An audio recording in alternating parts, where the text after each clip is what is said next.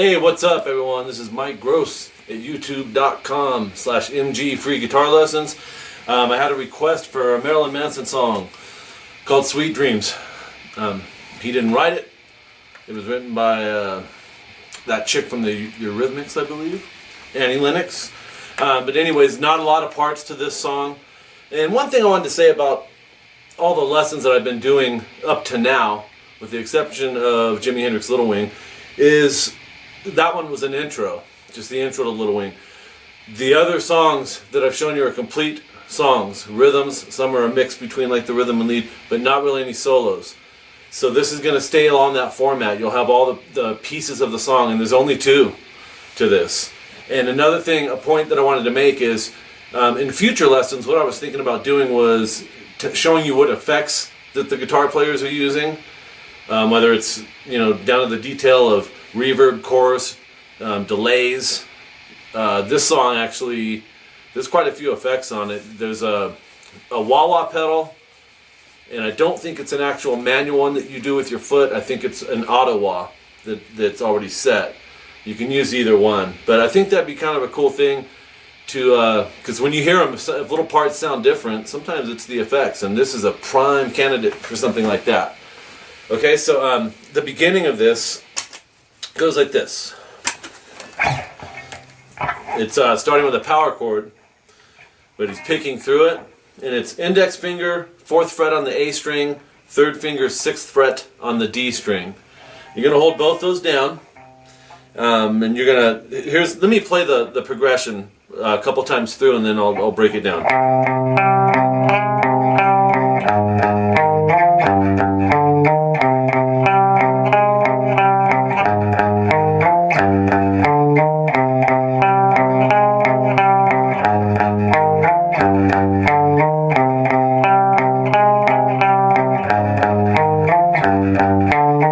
Okay, so, and like I said, there's effects on it, and I'm not sure all of them that are on this part. Next time this comes around, there's distortion on it, and the auto wah is on as well. So, I'm going to show you the distortion, and there's a little difference in the feel. If you noticed on the part I just played, actually I got to show you it still, don't I? So let me show you. Everything's kind of flowing. The notes are ringing into each other. So you've got this A, D, A over this power chord here. Another thing that I need to bring up, I think in more of the future lessons, is the tuning. And in this song, it's tuned down a half step, which is 1 fret. Everything's 1 fret lower. Some of my previous ones I mentioned the tunings of them, and other ones I didn't. But I try to keep them in standard a lot. But this one I went ahead and just tuned up to a half step down on it. Probably the whole CD is a half step down. Okay, so it's going, that's A, D, A. Take your pinky, go to fret 7 on the D string, leave your index finger down. And that's what I'm talking about, having it flow. You don't want to lift anything in this part unless you have to.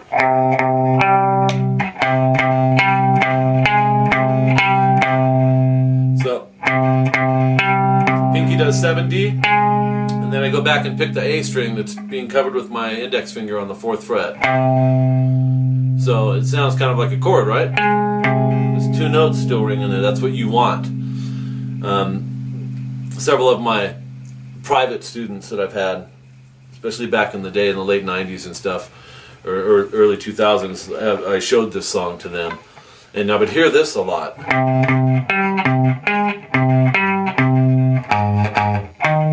Real choppy. Crazy Train from Ozzy Osbourne, that's another one where people, they struggle a little bit. But remember, when I'm teaching these lessons, I like to give you all the little things that are involved with it, so it will sound right, not just be right on paper. A bunch of notes written on paper, played, is just going to sound very mechanical. So it's the little things that count, okay? So, and then, if you noticed I left my 3rd finger down here on the D string 6th fret, there's a reason for that, because I'm going to lift my pinky off and play that one now. I'm going to go D, A. My index finger is still on that 4th fret. So all of that is, and those are 8th notes. 1 and 2 and 3 and 4 and. Okay, on this part, it's index finger, fret 5 on the low E, play it twice. Before you play it, set it up for a power chord. So fret 7 on the A string as well.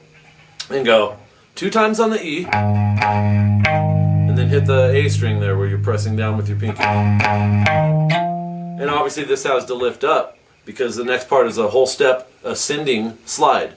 Ascending means this way. A lot of people, it's half the time they think it's that way. If you're ascending, you're going higher. So I think they think because the guitar is like aimed like this. Makes sense if you don't know better. But now you know. So ascending, you're going this way. The notes actually, if you play up the neck this way, they're actually going higher in pitch. I mean, listen. Which one sounds higher? This one, right? And if it don't, woo! We'll say that for another lesson. Okay, so on this whole step slide, sliding up to fret 9. And then I'm going index finger fret 4 on the low E, and set up for a power chord again. So that'll also, if I'm saying power chord, then you're going to the next string down, skipping a fret. 4, 4 on the E, and then 6 on the A, and do a half step ascending slide. Not descending, ascending. This way. And so that's going to sound like this. So let's do the slide sections. So the whole thing will be like this.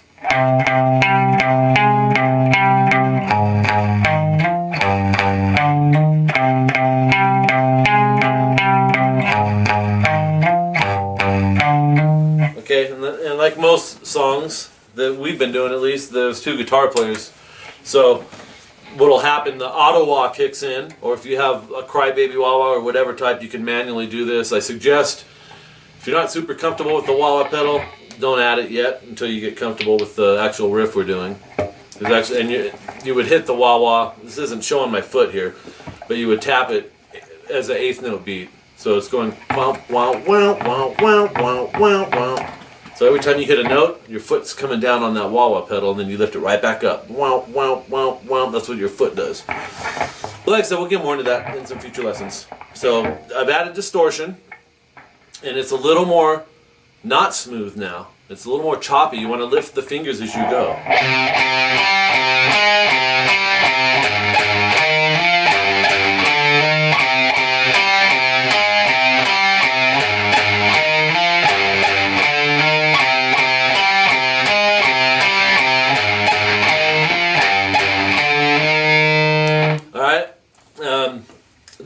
I think at the start of that there'll be like an octave that comes in, like as that hits, it's like wow, wow, wow, wow, wow, wow. Okay, sounds like Crazy Train, huh? From Ozzy. That's what I always thought. Okay, so there's one more part you got to learn in this, guys, and you've got the whole thing. Remember to subgroup.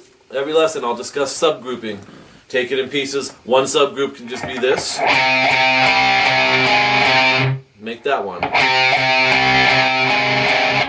And then add 2 notes, and then add more and more. Before you know it, you got the whole thing. And the feel will be right. That's the cool thing. So the next part, it's power chords. They're 8th notes. This whole song is 8th notes all the way through it with the rhythm guitar. Go up to fret 5 on the E, 7 on the A. And like I mentioned in I think it was the Scorpions, yeah, Rock You Like a Hurricane lesson. Some people will use 2 fingers for their power chords. Some people will add the octave. A shortcut to memorizing octaves is on any given note that you start on. In this case, it's 5th fret on the low E. If you skip a string and a fret, you'll have the octave note. An octave, and what an octave is the same note, just further up in what's called the scale. So like, that's an A, that's an A. So if you're looking at tab sites and songs and you see that, don't let it throw you off. Because really, it can be 2 strings or 3 strings. The average ear won't hear the difference. And when a band's writing a song, they're usually not even thinking about that. They'll hit 2 strings sometimes, they'll hit 3 other times. Don't sweat that type of small stuff, okay? So here's what we got.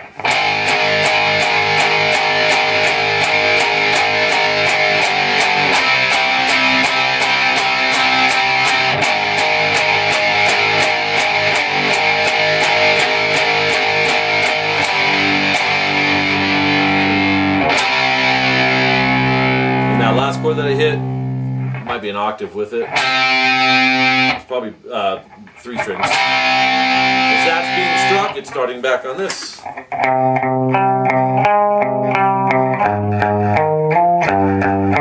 So let me teach you what I just did, and you'll have the whole song. 5th fret E, 7th fret A, and if you want 7th fret D, with whatever fingers. If you want to use these 2 fingers, if you want to bar with your pinky, if you want to bar with your 3rd finger, it doesn't matter. I've done all of them over the years. It's weird. I'll do it a certain way, and then I'll wind up, you know, the next year or 6 months later doing it a different way. So that's something you don't have to overanalyze either. 8th notes. So.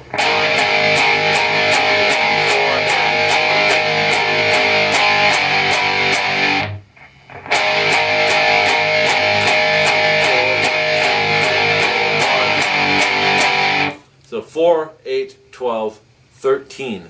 I would count this in 4s if you have to count it. I'm counting it for the lesson because some of you won't need it, some of you will. And I want all you guys to be able to pick this up. So if you count to 13, yeah, it's an odd number. But if you do 4 times 3 is 12 and just add 1 to it, you've got this.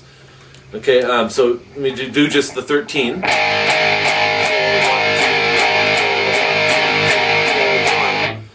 And then without losing a beat, we're going to move this power chord back a half step to fret 4 and 6. And you're going to do that 3 times. So simple enough, right? And then take this chord, drop it down a string each. 4A, 6D, and 6G if you want. 8 times. So we had what? 13, 3, and 8.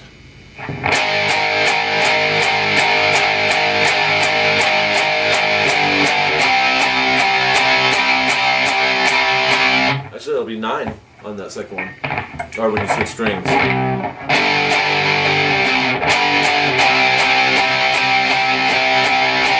Yep.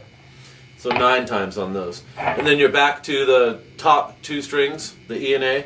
Go to fret 5, fret 7 on the top 2. So we're back to the power chord. So I did 7 times. I moved it back a half step without losing a beat. Hit it once, and then went right back to where I was on 5 and 7. So they're just half step movements of the power chords. So.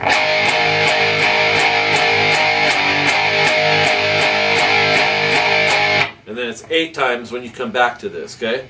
The 5E, 7A. And then 4E, 6A.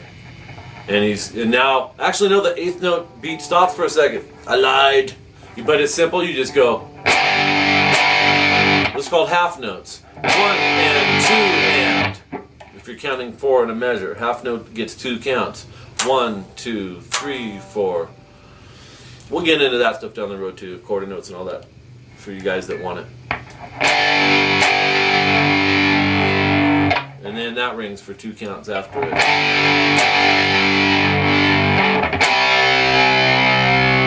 As that's being struck, it's back to this.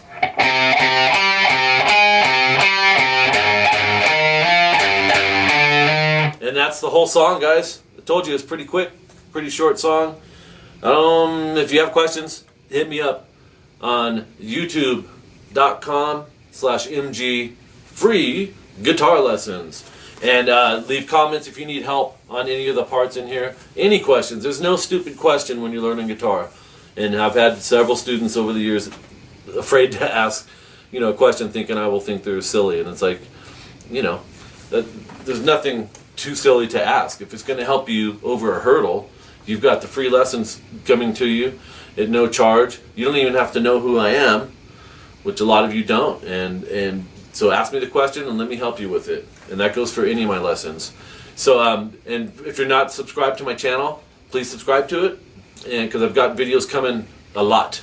So make a request of something that you may want to learn. And please, comments are welcome. And I appreciate you guys. Spread the word. And we'll be talking to you really soon. Take it easy, guys.